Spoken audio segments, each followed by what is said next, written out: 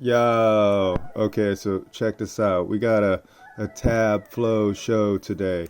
And here, let me show you something. The reason why we're doing this tab show today is because of this right here, right? You see what that says? It says U.S. Marshals raid Amish over food. Small homestead snacks. Right? So this is what I was checking out on the screen today, because then I was like, oh, okay, what's this all about, right?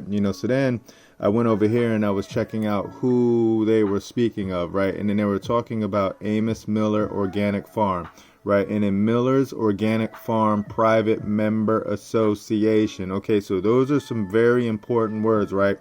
Private Member Association, right?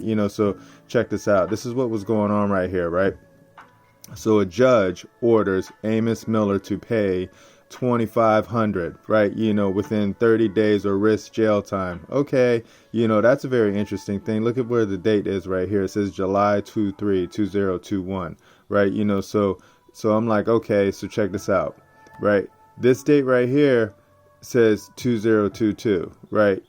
This date right here says 2021, but I'm like, that's interesting, so then I'm over here and then I'm saying, okay, status conference, blah, blah, blah, over food safety compliance drama near its third anniversary. So they've been doing this for a long time, set for non-citizen, right? So that's an important term right there, non-citizen, because if you don't fall under the U.S. Constitution, which means that if you are not a U.S. citizen, which means that if you don't live in Washington, D.C., that means you're not a U.S. citizen, right? And then they define you as a non-citizen resident, right? So these are very important words that, people need to understand, that they need to look at because of the way that the law flows, right? But I'm like, yo, this dude right here has like over 1 million views, but it's super important, right? Because it's about private member association, so now I want to know what's up. I want to know what's up with this farm right here, and I want to know if they're really getting hit, so then I had to do my tab flow, my tab show, because that's just what I do, right? Because if you're a private membership association, and that means right here, you're set apart, right? You're separate, you're individual, right? You're in front of, before, right? One's own. That's what private means. CPER, forward, right?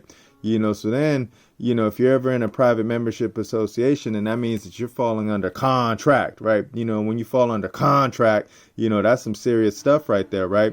So what's a contract? Remember, a contract is an agreement, right? So when two or more people get together and then they write some terms down on a piece of paper, and then they say, yo, do you agree to that? And then they're like, yeah, I agree to that. And then do you say, okay, cool. Then you sign it, then you date it, then boom, you're cool. You got your contract, right?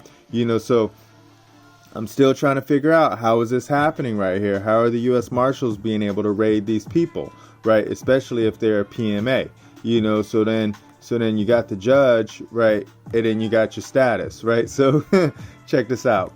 We're talking about contract, and I'm in CalCon. This is CalCon right here.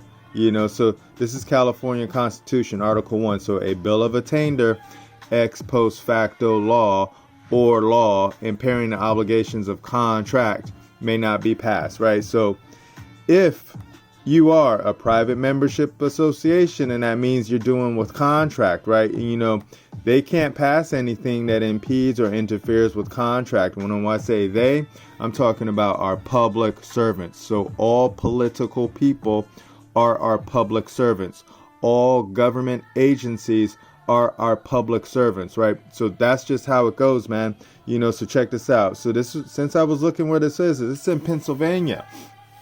Hey, Pennsylvania. So check this out, right? So in Pennsylvania, I just went to their Declaration of Rights, and then I was just checking it out, and I wanted to see, okay, what power did the Pennsylvania people set up for themselves, and then so they can separate themselves from the public entities and the private entities, right? So check this one out. Section 1. All men are born equally free and independent and have certain inherent and indefeasible rights, among which are those of enjoying and defending life and liberty, of acquiring, possessing, and protecting property and reputation, and of pursuing their own happiness, right? Right. So if you have a private membership association, right, and you're dealing with contract, right, and you're trying to be happy, right, then you can't mess with those people, Mr. Government Servant, right? So check this out. What powers did we give the government, right? So here, this is in the U.S. Constitution, right? This is which article is this one right here? Right, this is Article 1 of the United States Constitution, and then if you scroll down and then you check out Section 8, right, if you check out Section 8, and it says, the Congress shall have power to lay and collect taxes, duties, imposts, and excise, to pay the debts, and blah, blah, blah, right? So these are the only powers that we gave Congress, right, to regulate commerce with foreign nations, right, to regulate commerce with foreign nations, okay? Remember your status, right? Non-citizen, right? So if you're a non-citizen, then in these people's minds, that means that you are a foreign nation, right? So if you're a foreign nation, right, then the Congress can regulate you, right? So if you're a private membership association, right, I don't know what your terms are, man. I don't know how you're defining yourself, and I don't know how you're defining your members, right? I don't know what it is that you guys are doing, but if you guys are getting hit, allegedly, because this is in 2022, then that means there's something up with your words, man. Your words aren't correct, so check this out. Let's go into the U.S. code, right? So here's the U.S. code, right? And then we just like this one. This is one we were taught by our man, David Jose. Shout out. What's up, brother, man? Right. But he told us about positive law codification, right? So remember, all constitutions are the rules that bind our political servants, right? So all of our political servants are bound by the rules within the Constitution. The Constitution does not bind the people.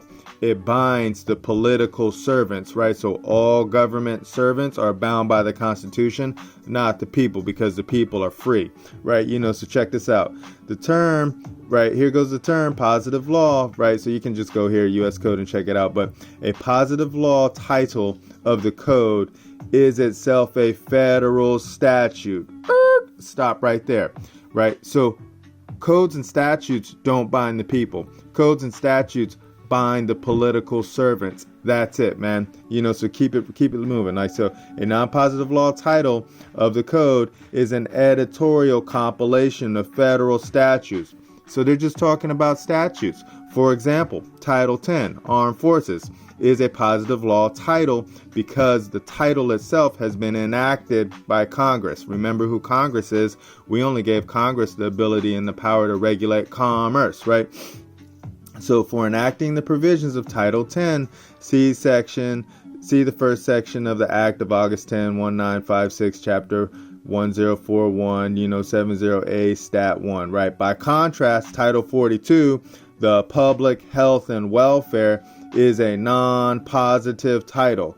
Repeat, a non-positive title. Title 42 is comprised of many individual enacted federal statutes such as the Public Health Service Act and Social Security Act that have been editorial compiled and organized into the title, but the title itself has not been enacted, right? So that means it is no law, man, right? So so if a judge is using no law, right, to take money from the people who are in a private membership association, there's something wrong with that, man. So I don't know who your guys' lawyers are, but you guys need to figure some stuff out, right?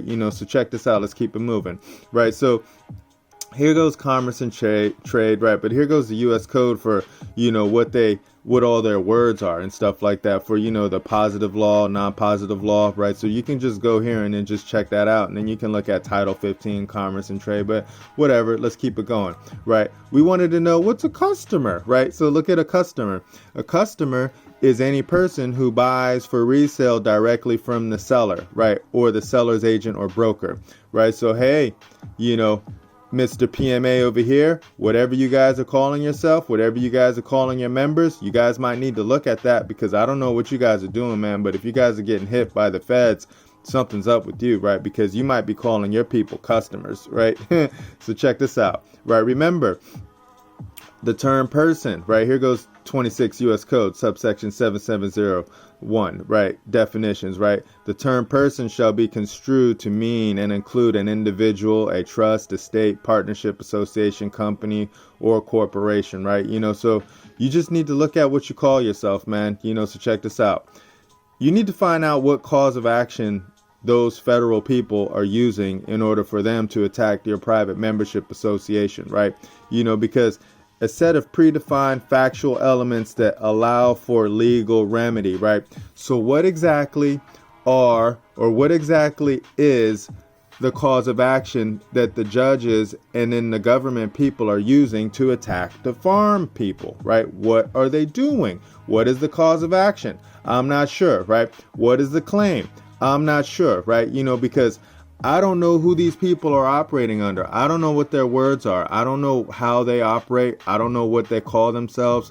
I know that they're using the words private member association, right? But I'm pretty sure that a lawyer put together their private member association, and then if a lawyer put together their private membership association, right, then they probably put them under the jurisdiction of the United States. Right, and if you fall under the jurisdiction of the United States, then you will be bound by their rules right here, right, to regulate commerce, right? And that's just what they do with you, man. So that's it. So I'm done with this bit because, we're private, we're set apart, we're one's own, and you guys are probably calling yourself private, but you're not because you don't know what your words are, man. So I'll talk to you guys in the future. Remember, nobody's having more fun than us. Bye.